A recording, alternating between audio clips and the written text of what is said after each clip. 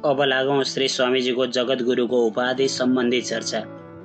योगीराज स्वामीजीमा एउटा विशिष्ट पक्ष निहित थियो। उहाँ प्रचारमुखी र कीर्तिमुखी कहिल्यै हुनु भएन। योग साधना र त्यसबाट उत्पन्न हुने कर्तव्यनिष्ठ जीवनप्रति उहाँको अचल निष्ठा देखिन्थ्यो। त्यसैले धेरै मान पदवीले उहाँ विभूषित हुनु भएन। उहाँको तपस्या, समाज सुधारका धार्मिक कृत्यहरू र नैष्ठिक जीवनबाट प्रभावित भएर दक्षिण भारत, आन्ध्र प्रदेशका विशिष्ट आचार्य श्रीमद् परमहंस परिव्राजकाचार्य त्रिदण्डी चिन्ह श्रीमन्नारायण रामानुज जीयर स्वामीजीको उपस्थिति एवं श्रीमद् परमहंस परिव्राजकाचार्य त्रिदण्डी श्री पराङ्कुशाचार्य श्री षटकोप यतिराज जीयर स्वामीजीको अध्यक्षतामा सम्पूर्णानन्द संस्कृत विश्वविद्यालयका प्राध्यापक आचार्य श्री जगन्नाथ कण्डेलज्यू र रामदेशिक विद्यालय प्रयागका आचार्य भागवत भण्डारीज्यूको विशेष प्रयासमा देश विदेशका सन्त महन्त, विभिन्न सम्प्रदायका आचार्य तथा विद्वानहरूको उपस्थितिमा स्वामीज्यूलाई 2040 साल फागुन 26 गतेका दिन जगद्गुरुको पदवीले सम्मानित गरियो। नेपालमा जगद्गुरुका रूपमा घोषित प्रथम आचार्य श्री योगीराज स्वामीज्यू नै हुनुहुन्छ।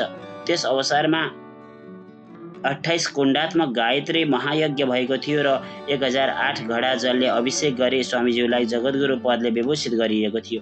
उहाँले यस कार्यलाई अस्वीकार गर्नुभएको थियो, तर आचार्यहरूको अनुरोधमा स्वामीजीले स्वीकार्नु भएको थियो। नेपालमा वैष्णव सम्प्रदाय प्राचीन कालदेखि नै प्रचलनमा रहेको मानिन्छ।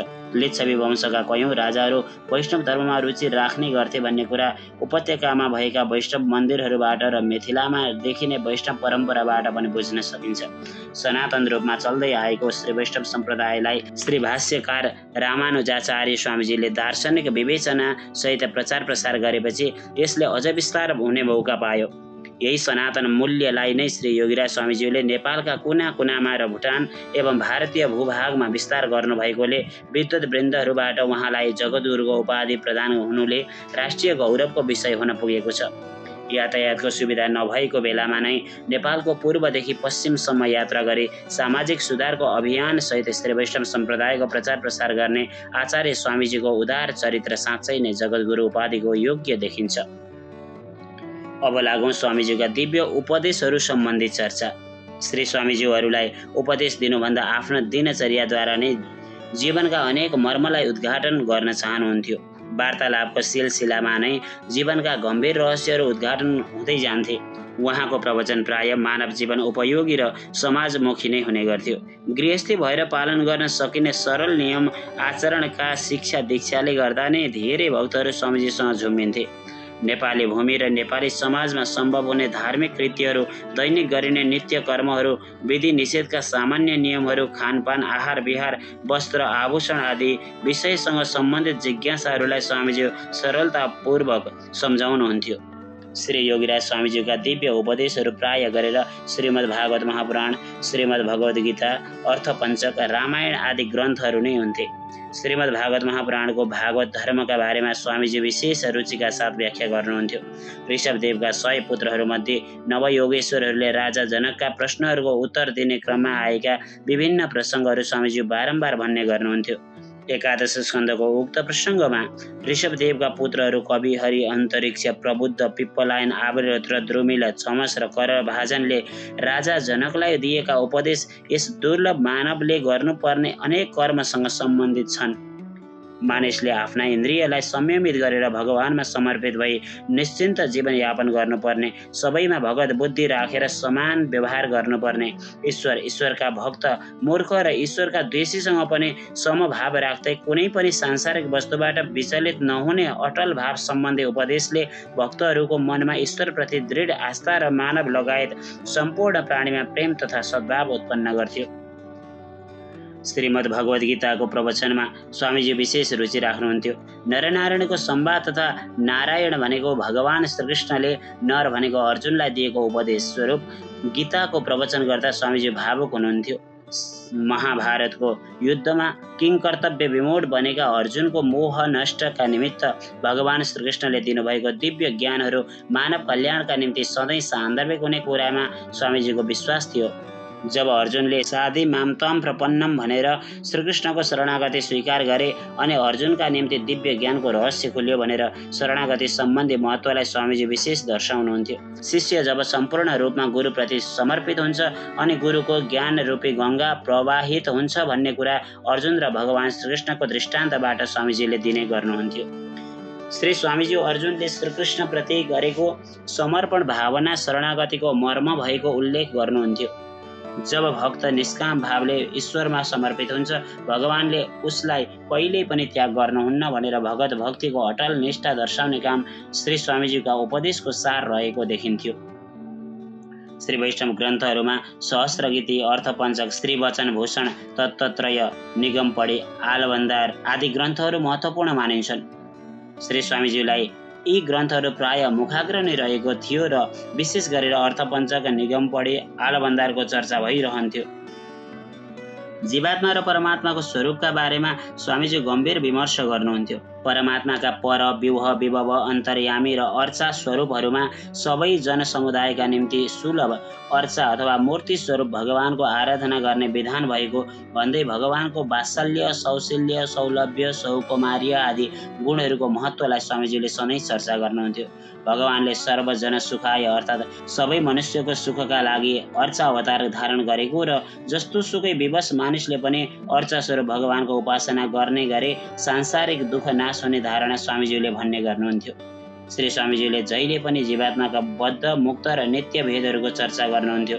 बद्ध जीवन सांसारिक वासनाले बद्ध भएको हुँदा जन्म जन्मान्तरको सुकृत कर्महरू सञ्चित भएपछि र भगवानको निर्हेतुक कृपाद्वारा शरणागति मार्गमा आउने र एकचोटि शरणागत भएपछि पुनः यस भवसागरमा नआउने चिन्तन प्रवचनको विषय बन्थ्यो। प्रवचनकै क्रममा मुक्तिका अनेक स्वरूपहरूको चर्चा हुने गर्थ्यो र कैवल्य मुक्ति नभएर सायुज्य मुक्तिको महत्त्व वर्णन हुन्थ्यो। स्वामीजी सालोक्य, साष्टी, सामिप्य र सायुज्य जस्ता अनेकविध मुक्तिका स्वरूपका बारेमा चर्चा गर्नुहुन्थ्यो र यस प्रकार मुक्तिका बारेमा प्रवचन भइरहँदा भक्तहरू भावविभोर भएर भगवानमा तल्लीन रहन्थे। श्री स्वामीजी जीवात्माको मुक्तिका प्रसङ्गमा धूम मार्ग र अर्चिरादि मार्गको विशद वर्णन गर्नुहुन्थ्यो। जीवात्माले यस पाँच भौतिक देह छोडेपछि कसरी दिव्य देह प्राप्त गर्छ र देवताहरूद्वारा सम्मानित हुँदै अग्नि, सूर्य आदि लोक पार गर्दै ब्रह्मलोकमा पुगेर चतुर्मुखी ब्रह्माद्वारा सम्मान प्राप्त गर्छ र वैकुण्ठ धाम पुग्छ भन्ने कुरालाई श्री स्वामीजी चित्रवत वर्णन गर्नुहुन्थ्यो। विरजा नदीमा स्नान गरेर दिव्य देह प्राप्त गरेको जीव भगवानको सन्निधिमा दिव्य ऐश्वर्य भोग गर्दै रहन्छ भनेर मानव हृदयलाई अभिप्रेरित गर्ने पवित्र वचन श्री स्वामीजीका प्रवचनका विषय भन्थे। श्री योगीराज स्वामीजीसँग सन्त, महात्मा, गृहस्थ र विद्यार्थीहरूको जमघट हुने गर्थ्यो। प्रवचन दिने क्रममा सरल मात्रामा शास्त्रीय मर्महरू उद्घाटित हुन्थे। भगवानको ध्यान कसरी गर्ने र भगवानको ध्यान नगर्दा वा शरणागत नहुँदा के हुन्छ भन्ने जस्ता जिज्ञासामा स्वामीजी प्राय गरेर निम्नलिखित श्लोकहरू उच्चारण गर्नुहुन्थ्यो। केचित् स्वदेहान्तर्हृदयावकाशे प्रादेशमात्रं पुरुषं वसन्तं चतुर्भुजं शङ्खरथाङ्गचक्र गदाधरं धारणया स्मरन्ते नृदेहमाद्यं सुलभं सुदुर्लभं लवं सुकल्पं गुरुकर्णधारं मया नकुलेन नभस्वतेरितं पुमान् भवाब्धिं न तरेस आत्मः। यी दुवै श्लोक श्रीमद् भागवत महापुराणका हुन्। पहिलो श्लोकले भगवानको ध्यान गर्ने विधि बताएको छ।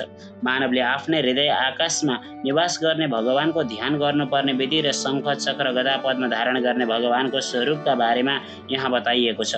दोस्रो श्लोकमा मानव जीवनको महत्त्व र गुरुको शरणमा गएर यस भवसागरलाई पार गर्नुपर्ने मानव कर्तव्यको बोध गराइएको छ।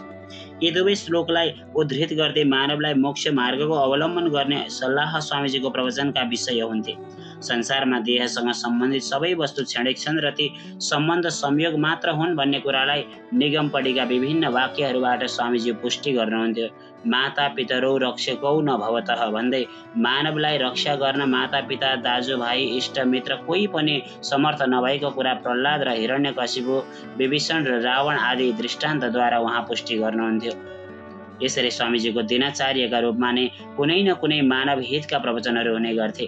प्रत्येक दिन भक्तहरू आउने र स्वामीज्यूबाट केही सुन्ने इच्छा गर्ने हुँदा स्वामीज्यू वेद, उपनिषद, पुराण र वैष्णव ग्रन्थहरूका दिव्य वाणी भन्ने गर्नुहुन्थ्यो।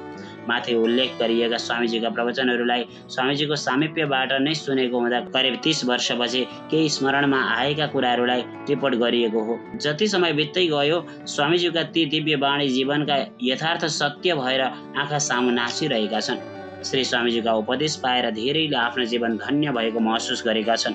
आज पनि ती फलदायी दिव्य वचन स्मरण गरेर स्वामीजीका शिष्यहरू द्रवित हुने गर्दछन्। तिनै आप्त वचनहरूलाई स्मरण गर्दै हजारौं शिष्यहरूले आफ्नो दैनिक जीवन पद्धतिलाई सञ्चालन गरिरहेका छन्। श्री स्वामीजीबाट गरिएको उपदेशको केही विस्तार उपदेश खण्डमा उल्लेख गरिएको छ।